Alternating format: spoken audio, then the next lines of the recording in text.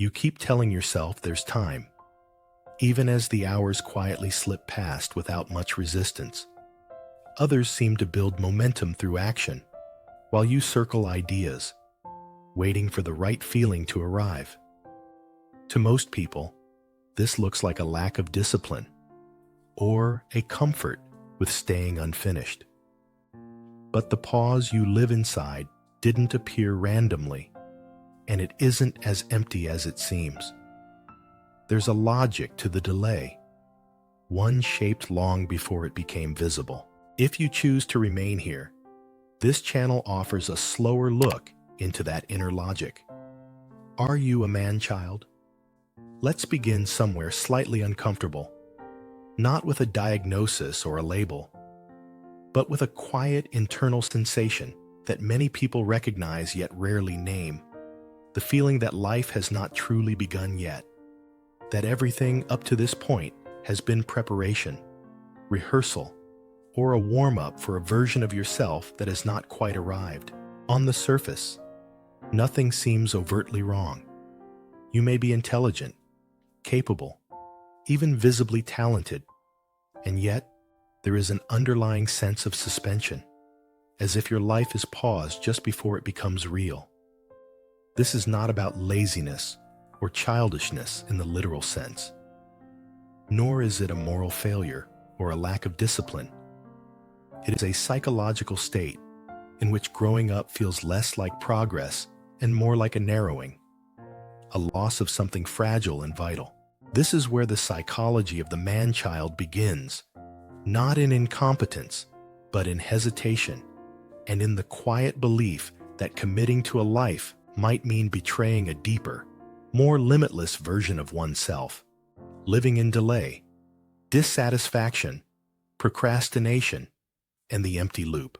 Days often begin later than intended, not necessarily because of exhaustion, but because waking up already carries a faint sense of futility, a question of why this particular day should matter any more than the last.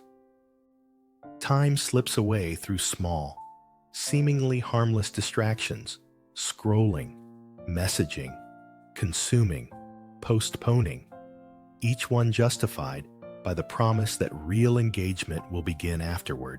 Work, decisions, and direction are endlessly deferred, not because they are impossible, but because acting would make things concrete, measurable, and therefore vulnerable to judgment.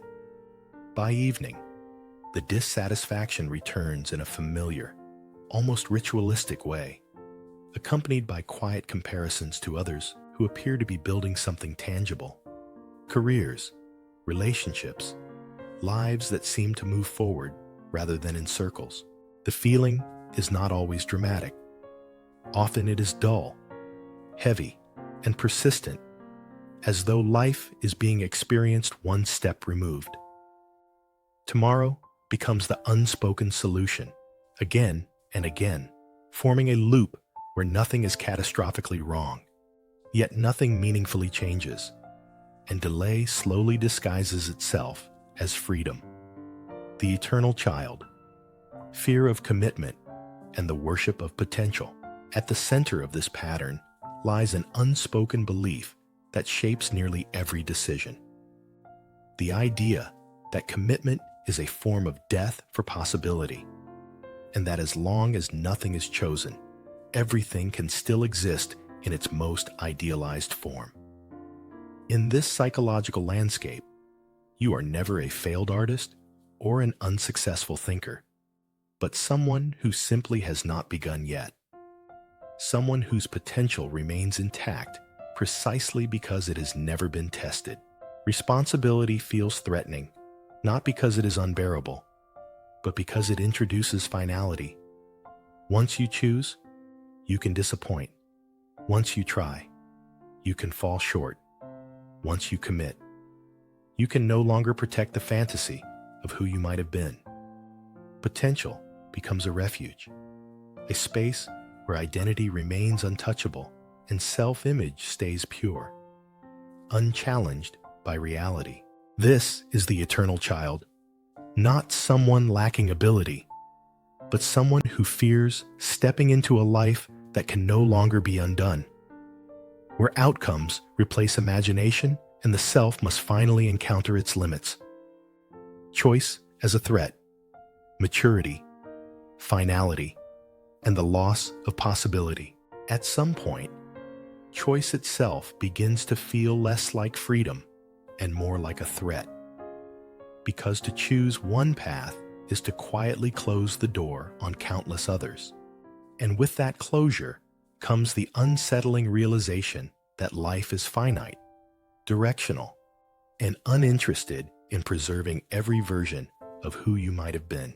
Maturity is no longer framed as growth, but as a narrowing of horizons, a slow surrender to finality, where decisions accumulate and turn into a life that cannot be easily revised.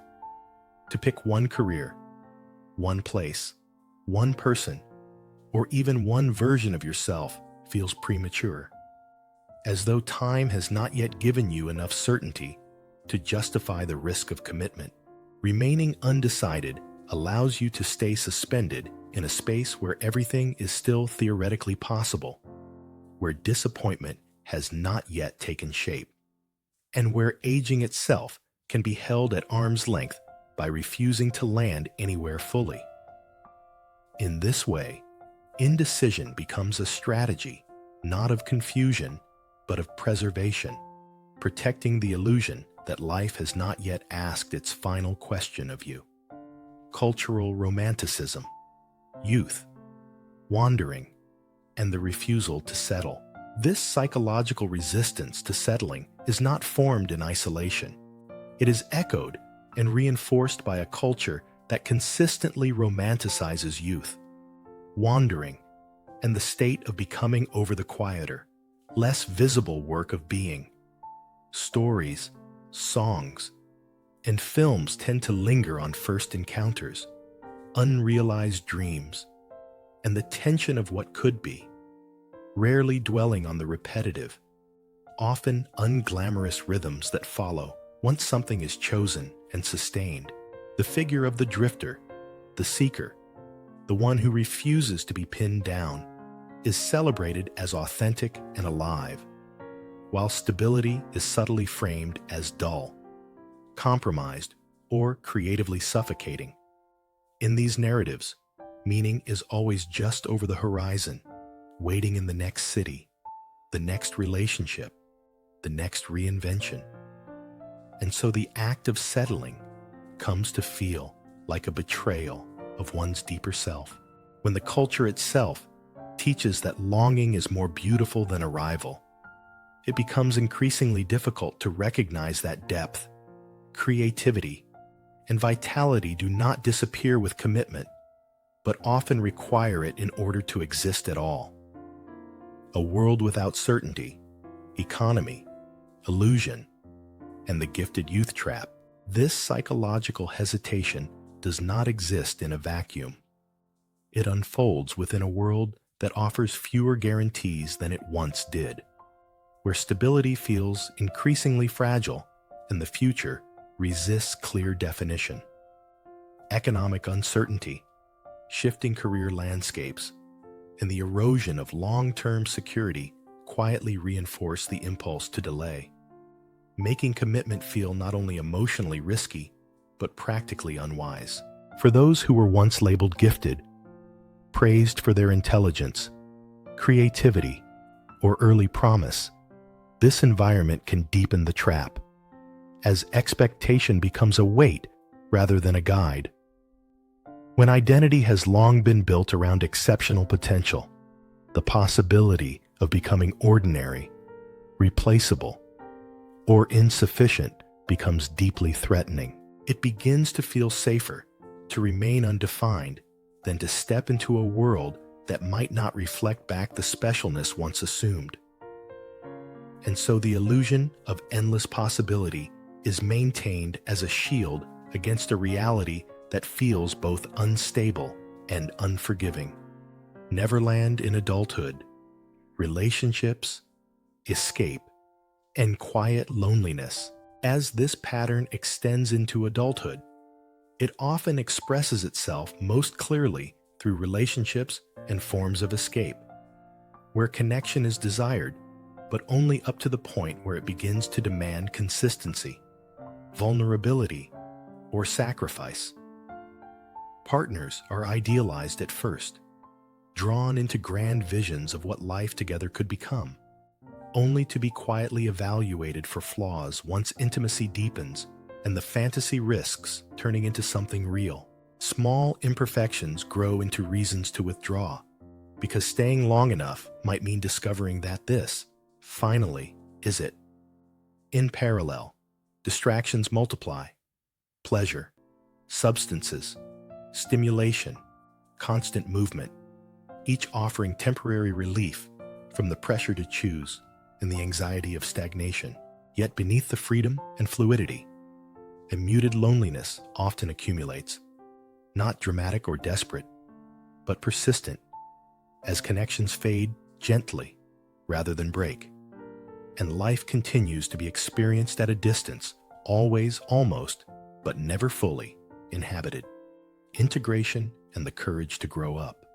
What eventually becomes necessary is not the abandonment of creativity, vitality, or imagination, but their integration into a life that is willing to be lived in full view of its limits. Growing up, in this sense, does not mean surrendering dreams, but allowing them to be shaped by reality, responsibility, and time, rather than protected from them. There is a quiet courage required in accepting a normal life, one that includes repetition, obligation, and imperfection, not as failures of imagination, but as the very conditions that make depth possible. Choosing to engage, to commit to something flawed, to participate rather than observe, to act without guarantees, marks the shift from waiting to living. No one arrives to grant permission, and no moment announces itself as the correct time to begin. The plunge is taken not because certainty has been achieved, but because postponement has finally revealed itself as its own kind of loss.